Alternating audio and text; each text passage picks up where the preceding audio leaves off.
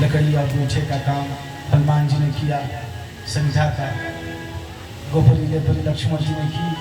सब अपने अपने काम में जुट गए और जितने अंतरिक्ष में जितने ऋषि महर्षि थे सब प्रकट हो गए। ऐसा देखे कि भगवान स्वयं प्रसाद बनवा रहे हैं, माता सीता स्वयं जानकी जी प्रसाद बना रही हैं। तो ऐसे प्रसाद को ग्रहण करना तो सभी चाहते हैं, सभी प्रकट हो गए। वो अपना आंख बंद कर लिया और किसी ने कहा आंख क्यों बंद करे? बोले क्या करें, अभी तने देख रहे हैं तो देखा भी तो नहीं जा रहा है, कोई प्रसाद पाए और हम भूखे बैठे और देखते रहे, देखा तो नहीं जाएगा हमसे, इसलिए हमने अपना आंख बंद कर लिया। बोले राधे राधे। अब ये गुरु जी सारे तमाशा देख रहे हैं। गुरु जी ने कहा ये किससे बातें कर रहा है? गुरु जी को कुछ दिखाई नहीं दे रहा है, जो गुरु जी हैं उन्हें कुछ दिखाई नहीं दे रहा है। गुरु जी ने कहा किससे बातें कर रहे हैं? बोला क्या प्रभु स्वामी जी, ये तो आपके भगवान जी हैं, ये राम जी, लक्ष्मण जी, भरत जी, ये माता जानकी सब प्रसाद बना रही है। बोले अच्छा, मुझे तो दिखाई नहीं दे रहा। बोले आपको नहीं दिखाई दे रहा? तो राम जी से कहा कि प्रभु आप मेरे गुरु जी को क्यों नहीं दिखाई दे रहे? क्योंकि मेरे गुरु जी तो दिन रात आपका भजन करते हैं, आरती करते हैं, पूजा पाठ करते हैं, मेरे से ज्यादा बड़ा ज्ञानी है, मेरे से ज्यादा बड़े विद्वान हैं।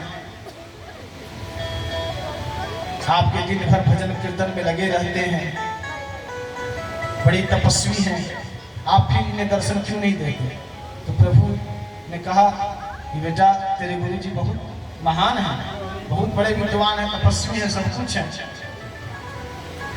लेकिन जो तेरे अंदर है वो गुरु जी के अंदर नहीं है।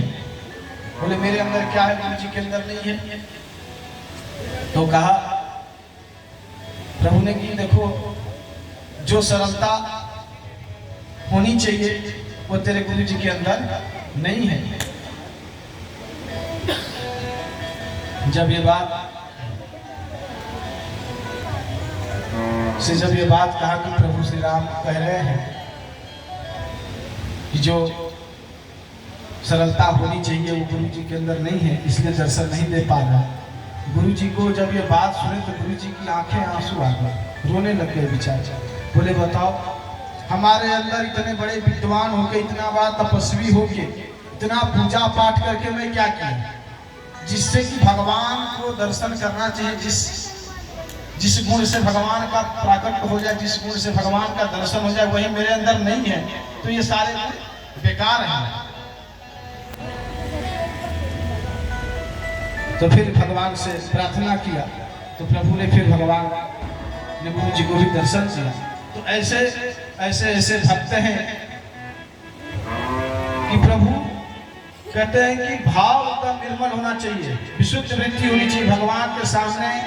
अगर हम कहते हैं कि हम नहा धो के एकदम, कर्माबाई की आप लोगों ने खूब सुनी होगी, कर्माबाई थी, जगन्नाथ जी को बगैर स्नान किए खिचड़ी बनाना शुरू कर देती थी, और खिचड़ी बनाए और भगवान द्वार पे आ जाए और बोले जल्दी कर्मा, इसलिए नाम भी उसका कर्माबाई पड़ गया। और भगवान स्वयं उनके हाथ से खिचड़ी पाए, उनके बनाया हुआ, मगर स्नान किए। एक महात्मा आ गया कर्माबाई के पास, बोले तुम क्या करती हो? हमने सुना कि तुम खिचड़ी बनाती हो। बोले हाँ। बोले कैसे? तुमने कहा कि अमृत क्रिया करके आती है और भगवान खिचड़ी बनाती है, उसके बाद स्नान ध्यान करती है। महात्मा ने कहा रे राम, भगवान के लिए तुम ऐसी खिचड़ी बनाती हो बगैर नहाए? बोले हाँ। बोले तो बिल्कुल गलत है, ऐसा नहीं करना चाहिए, स्नान ध्यान करके फिर शुद्धता के साथ भगवान को बनाना चाहिए। तो फिर उस दिन कर्माबाई ने शुद्धता के साथ बनाया तो भगवान आए ही नहीं। क्यों? क्योंकि जो भाव था विशुद्ध भाव था, कोई उसमें वृत्तियां नहीं थी, नहाकर बनाना है कि धोकर बनाना है कि कैसे बनाना है, उसका तो भाव था कि बस बनाना है, बनाना है। लेकिन अब इसमें हो गया कि नहीं, स्नान करना है। तो जब हमारी विशुद्ध वृत्तियां हो जाए, कल हम लोग कथा श्रवण कर रहे थे, याद है? बोलिए माता जी, याद है? अच्छा।